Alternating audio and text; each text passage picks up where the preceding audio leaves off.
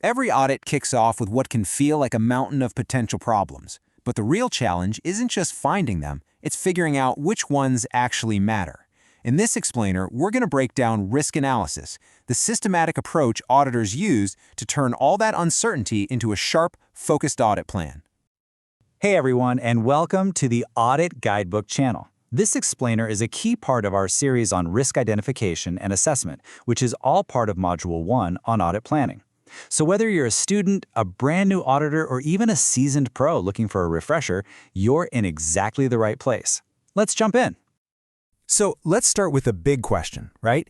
Any organization is facing tons of risks. Financial risks, operational risks, reputational risks, the list just goes on and on.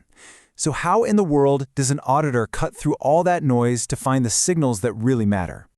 Well, the answer is a methodical process called risk analysis. The best way to think of it is as the auditor's GPS. It helps you map out the entire risk landscape so you can direct your time and energy to the places where you'll have the biggest impact. Here's the textbook definition. At its heart, risk analysis is about asking two simple questions. First, how likely is it that this risk will happen? And second, if it does, how bad will the damage be? By combining the answers, we can figure out a risk's true significance and build a smarter, risk-based audit plan. And this isn't just guesswork, of course. There's a 7-step process that gives us a clear structure. We're going to walk through all of them, starting with how we evaluate risks, then moving into how we prioritize them, and finally, how we turn a messy list of problems into a clear, actionable plan. All right, so let's get into the first 4 steps. This entire first phase is all about evaluation. This is where we lay the groundwork, where we measure the risks we found so we can really make sense of what we're dealing with. So, before you can analyze anything, you have to clean up your data. Step 1 is basically housekeeping. You dive into your list of risks, which we call a risk register, you get rid of any duplicates, you sharpen up vague descriptions, and you make sure every single risk is tied directly to a specific business process. And here's a perfect example of why that clarity is so critical. In a microfinance bank, loan default and loan fraud might sound pretty similar, but they're completely different animals. A default means a customer can't pay, which points to problems with how they assess credit. Fraud means the customer is actively trying to deceive the bank, which points to a breakdown in controls. Both are credit risks, but you'd audit them in totally different ways. Okay, so once our list is clean, we move on to step 2, assessing likelihood. Here, we're basically asking, what are the odds this thing actually happens? We'll look at historical data, things we found in past audits, and use our professional judgment to assign a rating, usually something simple like high, medium, or low. Now, notice how the company's own internal controls directly affect this rating. In this example with the NGO, the fact that controls even exist might lower the likelihood from high. But because they're applied inconsistently, you can't possibly rate it as low. It lands right there in the middle as a medium likelihood. And next up is impact. If a risk actually happens, how bad is it going to be? And listen, this is not just about dollars and cents. We are also thinking about the damage to their operations, their reputation with customers, and their ability to follow laws and regulations. Just think about it. For a factory, a critical piece of machinery might not fail very often. But when it does, production just stops. That means lost revenue, missed deadlines, and very unhappy customers. That is a clear high-impact situation. But here's the thing.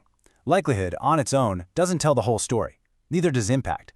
The true picture of a risk's significance only really comes into focus when we combine them. And this right here is the tool for the job, the risk matrix, often called a heat map. It's a really simple grid where you plot the likelihood versus the impact. The box where they intersect tells you the overall significance. And notice how any risk with either a high likelihood or a high impact is immediately bumped up to at least a medium significance. It's designed to catch the big stuff. So let's apply this. For that microfinance bank, credit risk is something that has a high likelihood of occurring, and it would have a high impact on their finances.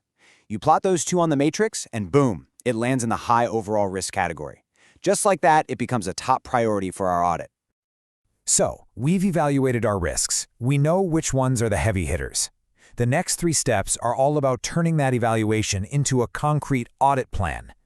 This is where we move from just understanding the problem to deciding what we're actually going to do about it. In step 5, we dig a lot deeper into those high-significance risks. We start by looking for the risk drivers, the root causes. Why is the risk of a data breach so high? Is it because of outdated software or maybe a lack of employee training? Then, we look at the company's existing defenses to see if their controls are designed well and, most importantly, if they're actually working. And all of that analysis brings us to Step 6, prioritization. This is where the audit plan really starts to come to life. We take the significance of the risk and we weigh it against the strength of the company's controls. That lets us rank every risk so we can strategically put our limited audit resources where they'll make the biggest difference. For instance, after doing its analysis, an NGO will probably find that risks around donor fund management and procurement are glowing red on their heat map. They carry a huge risk of both financial loss and reputational damage.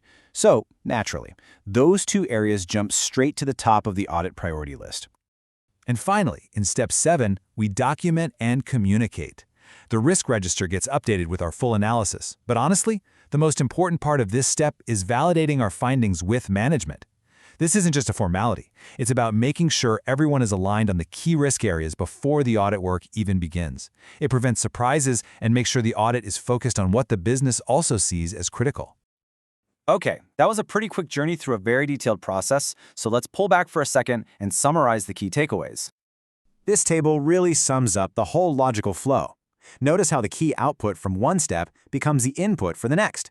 The updated risk list from Step 1 is what we assess in Steps 2 and 3. Those ratings get combined in Step 4, and so on. It all builds methodically towards that final assessment report that guides the entire audit. So at the end of the day, risk analysis is not just some box-ticking exercise.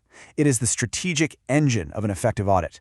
It's the process that lets us understand what truly matters, evaluate a company's defenses, and focus our time and effort on the areas of greatest impact.